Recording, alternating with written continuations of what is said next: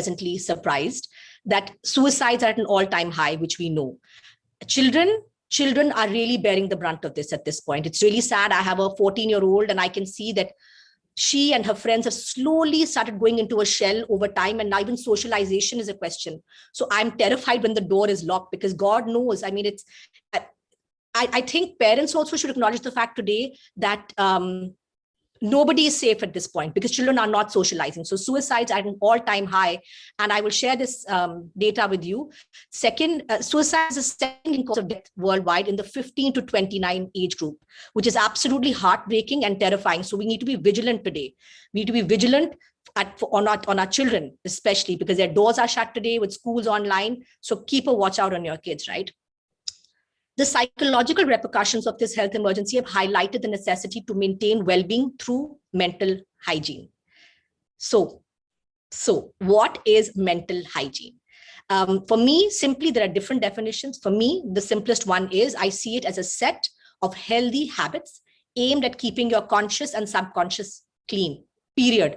Whether it means taking care of your mind, your body, your soul, the intersection of all three, that is mental hygiene. Sweeping your mind, body, and soul clean every single day, because mental health cannot be viewed in isolation.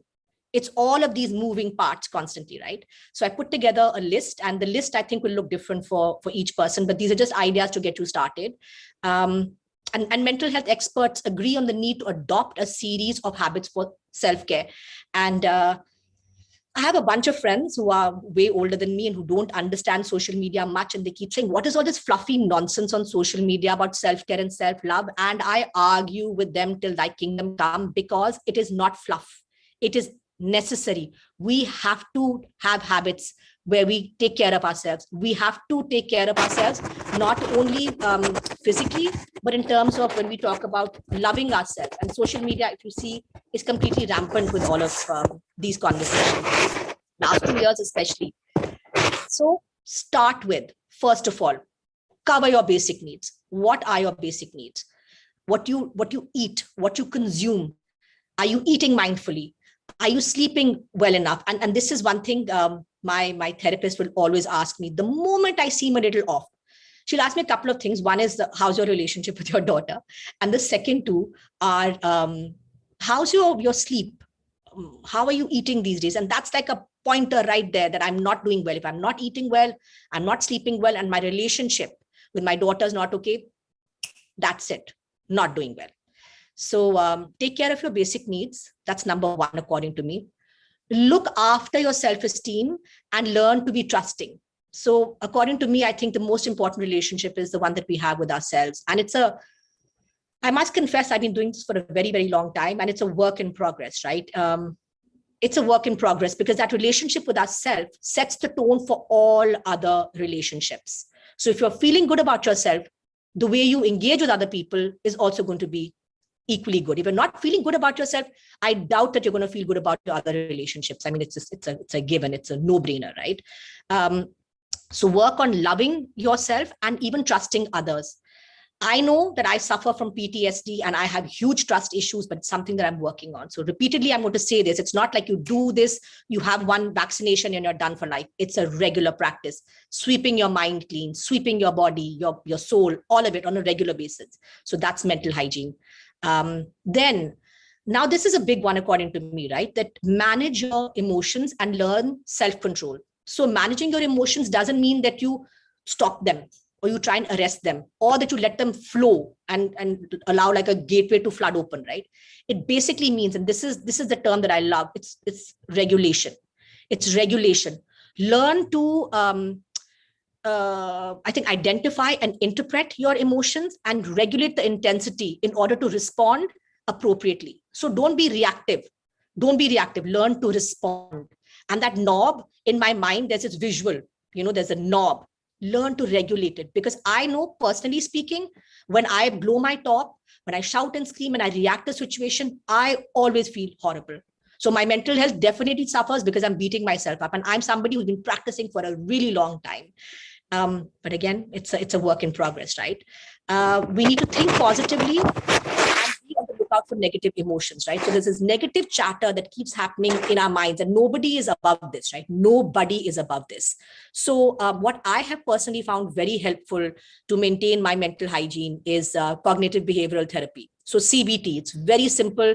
If you go to a therapist, they can help you out, or even if you read how it functions, it's very, very helpful, and you can probably do it yourself as well. So your thought process changes. You can identify the deviations in your thought process and what you can do to replace that behavior or thought with.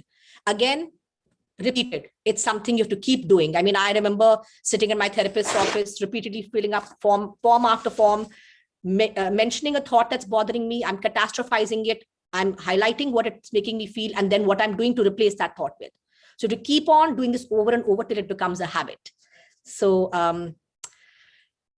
again, a very big one, very, very big one. Learn to relax and handle adversity. Again, that emotional knob, right? So I find, and this is quite recent, I would say the last 4 or 5 years, mindfulness and meditation, right?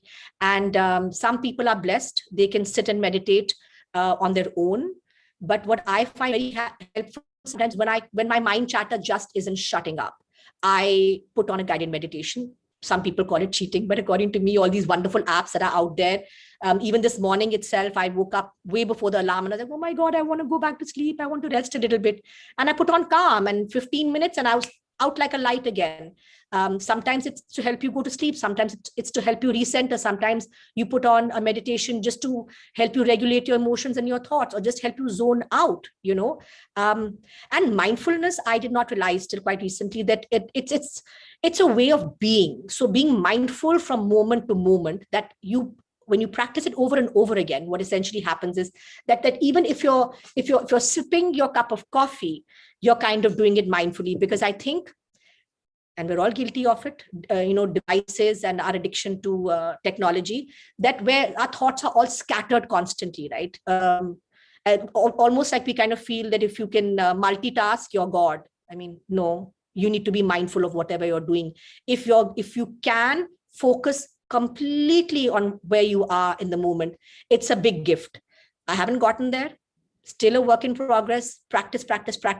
And like relationships, like I mentioned, my daughter, right? So feed your social life and find support in others. So we're social beings. We've all learned this, I think, in social sciences, that man is a social being, man, woman, all genders.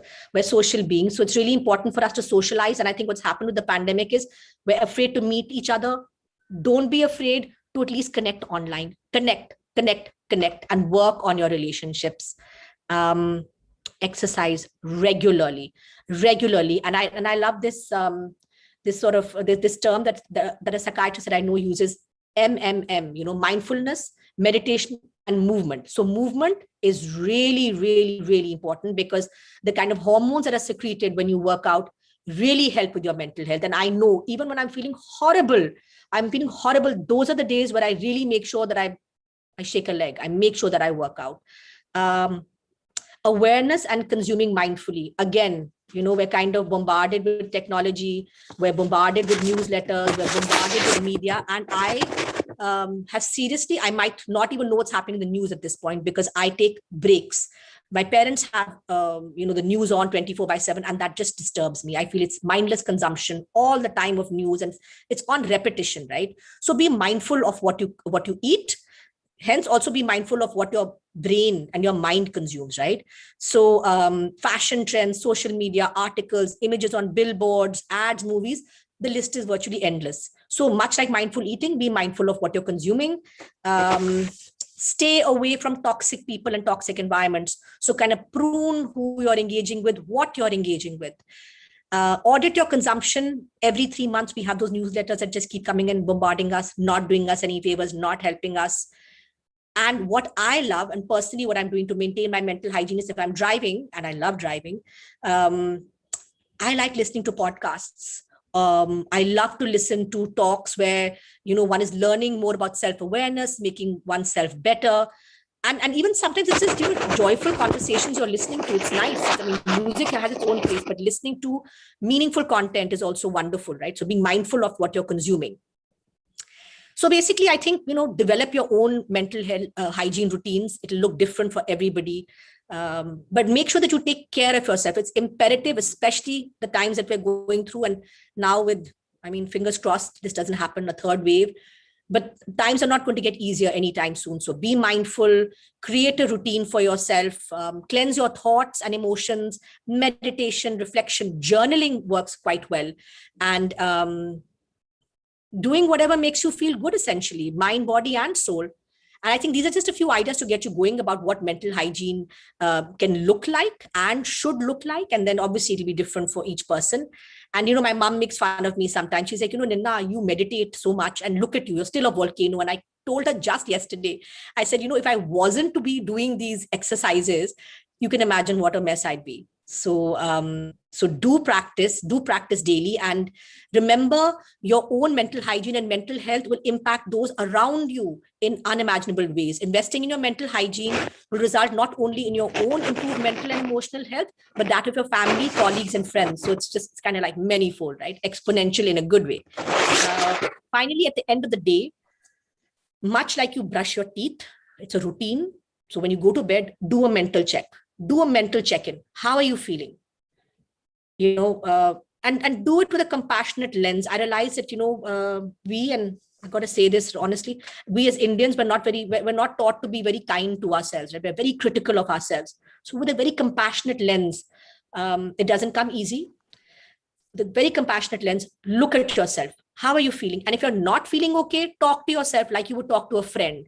And if that doesn't help, reach out to a friend. If that doesn't help, seek professional advice. There's no shame in not feeling okay. And I think as a topic of the day is that, what is the way forward, essentially? And I think the way forward is in accepting this and sharing the sentiment. So thank you so much for having me, and have a wonderful day. Thank you, Nina. Like physical hygiene, mental hygiene is as important, if not more. We definitely agree. Well, that brings us to the end of the flash talks for this session. Thanks for joining in. I now hand you over back to my colleague, Surbhi Pandit Nangya. Surbhi? Thank you so much. Thank you, Raj, and thank you so much to all our Flash Talk session speakers. I think it was great. And we were, in fact, not only us as participants, I think all the other speakers were very, very, I think listening to the last session specifically, and all the other ones, a lot of insightful discussion. Thanks again for participating, for taking out time in the panel discussion, to all our speakers and participants, and a big thanks for being present here, for the summit. I started in the beginning and said, it's not easy to be present online. It's not easy to just glare at a screen, but yet here we are, summit after summit, state after state. We have great participation and great discussions and great Q&As following that. All thanks to all our participants in here and our partners. So before we log off today for the Gujarat Health of India Summit, I would want to take this opportunity to thank all our partners who've supported us in this important discussion on health, prioritizing health for us. I think 2 years have been really, really difficult. And when we started today, we said it's time to reimagine the future, and the time to act is now. And this discussion actually sums up to act now, to bring together people in different spaces and to make a huge dent in the entire system of health and make it really, really good. I mean, we're facing, maybe, I don't know, it's such an uncertain time again that there could be a third wave, and we're still just waiting. TikTok, something could happen someday. So I think it's really, really time that we stay prepared completely. So thank you so much to all our partners, starting with SAP, Entity Data Solutions, Yesh Technologies, Intellect, Bizware, and BirlaSoft for supporting the entire series. This really wouldn't have been possible without your support and help to us. Thank you so much, everyone, for being present. If you still have anything to say, if you have any suggestions, please write to us. We would love to hear from you, and we would respond fastest via mail.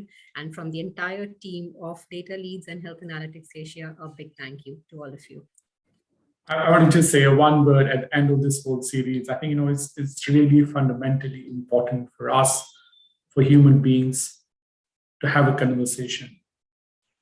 And conversation means that people should be willing to come forward, share ideas, and also to listen to each other. I think that's the most beautiful, like a thing we are blessed with, and we should have, like courage to face the reality, and we should have courage to stand up and rethink about situations. Nothing is permanent. We're going to come out of this COVID. It's an extremely bad situation. It has been devastating, but nothing is permanent. We're going to come out of it in the next year with a lot more energy, with new support. That is the human resilience. I think we will come out of this situation. But are we ready for the future? And what will make us ready for the future is essentially conversations, is transparency in the conversations, is about accountability actually in our systems. We can't just let things go and not learn lessons from things. We have learned hard lessons in a very hard way. We need to make sure that we make the new beginning in the next year, because everything starts with new beginning. Every collaboration, every partnership starts with a new beginning. So with that, as Ravi said, we wish you all, all well for next year. It has been tough year, but thank you so much for joining, for giving suggestions, for your questions, for participating in this summit. It was also extremely tough for our team back here to run this whole, online virtual summit. It's not easy. So we have an amazing team behind the whole show here, which is led by Shivali, which is led by Pankudi here, which is Ashish leading it at the top level. So I think it has been amazing teamwork here and the data leads as well. So on behalf of everyone here, I also want to thank them because they made this show possible. And we look forward to see you hopefully in person next year at some other platform where we will talk about how we can work together in different collaboration and partnerships to make things better for everyone. Thanks a lot, everyone. Thank you so much for joining.